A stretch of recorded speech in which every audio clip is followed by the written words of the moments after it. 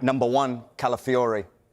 Lewis Skelly, also a great player. So you can choose whichever you feel like. But I think Calafiore will play just as many games as Lewis Skelly.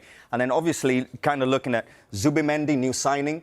I think he's excellent last week. He's been brilliant. He's an excellent player. Him and Rice, I think, probably have to play.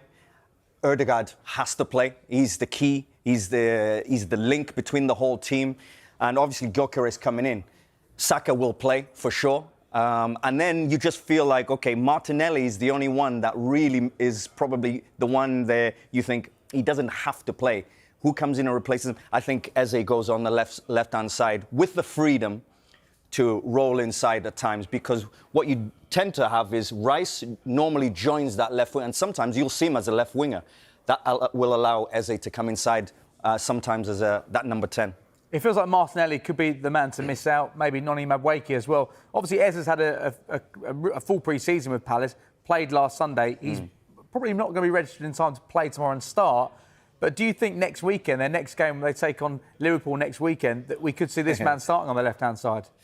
I think so, yeah. I believe so. And I believe this is what Mikel Arteta is thinking, because I think he loves this kind of concept of the two midfielders, Ødegaard kind of rolling into the left, but then Eze is the one that really fills that left-hand side. And I think that's what he's going to go for. And against Liverpool, it's a perfect scenario, perfect game. And like I said, the one thing I love about Eze is he always says, give me the ball.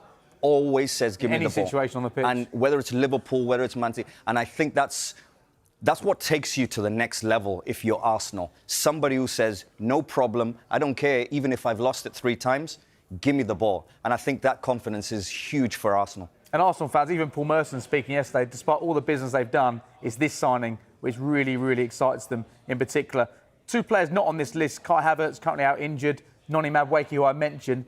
How do you see them fitting in this season? Or should we see it more in terms of squad depth? Arsenal could be playing 50, 60 matches this season. All these players will be required.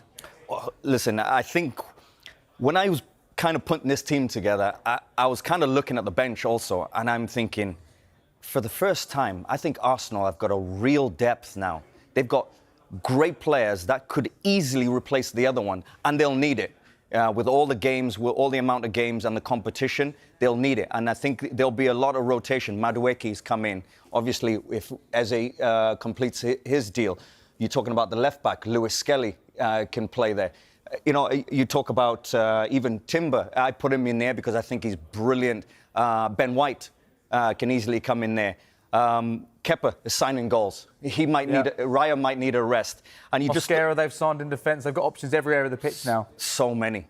And of course, if Kai Havertz is fit, maybe Gyökeres needs a rest. No problem. Kai Havertz comes in. So they've just got so many options now. And I just look at them and I think, okay, this is a real contender with great players that they've brought in that can actually win the league. And for me, I'm starting to believe that they can. It is very exciting when you look at this team. So that's with Eze on the left-hand side. Let's take a look at another possible Arsenal 11-1 now. This is slightly more controversial, I guess. Ødegaard and Eze both playing through the middle. Is this something that you think we could maybe see at some stage?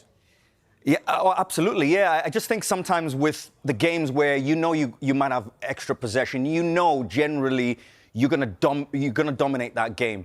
And I just think sometimes it will require Eze and Ødegaard together. And do you know what? That actually excites me. You know, and this was hard to put together, by the way, because Zubimendi, I'm a big fan of. I just think he's so good. But just right now, maybe for this 1 game or 2 games or whatever, maybe he's the one that misses out. Rice stays in. I just think maybe he edges it right now. But Eze, Ødegaard together, I just think there's so much magic. There's so much unlocking defenses. I think they're too clever. They're too intelligent. Their technique is so good. And what that allows is Saka, Gyökeres, Martinelli. Do you want the ball to feet? Do you want to run in behind? We will find you. And that's, for me, that's what excites me about Eze and Ødegaard together. Because I just think the brilliant thing about when you have talented players is they also want to play with each other. They just know, and sometimes you don't have to speak. They'll just see you without words, it's more, I'll give you the ball, and the ball arrives, and you just think, how did he see it? It's because they're on a certain football wavelength, and I think that's what brings Ødegaard and Eze playing almost like as two number 10s, and I think that's going to be required at times. Arsenal could soon unveil a thrilling new-look lineup featuring Eberechi Eze as they prepare to face Leeds United. With the creative midfielder poised to slot into Mikel Arteta's side, the Gunners' attack looks more unpredictable than ever. Eze's flair, vision, and ability to glide past defenders promise to add a fresh dimension to Arsenal's game, potentially linking up seamlessly with Bukayo Saka, Martin Ødegaard, and Gabriel Jesus. Fans are already envisioning the fluidity and dynamism this new setup could bring to their push for Premier League dominance. The potential 11 highlights Arteta's intent to keep Arsenal both balanced and explosive. By incorporating Eze into the starting lineup, the Gunners gain another weapon capable of unlocking compact defenses, while maintaining their defensive stability through key figures like Declan Rice and William Saliba.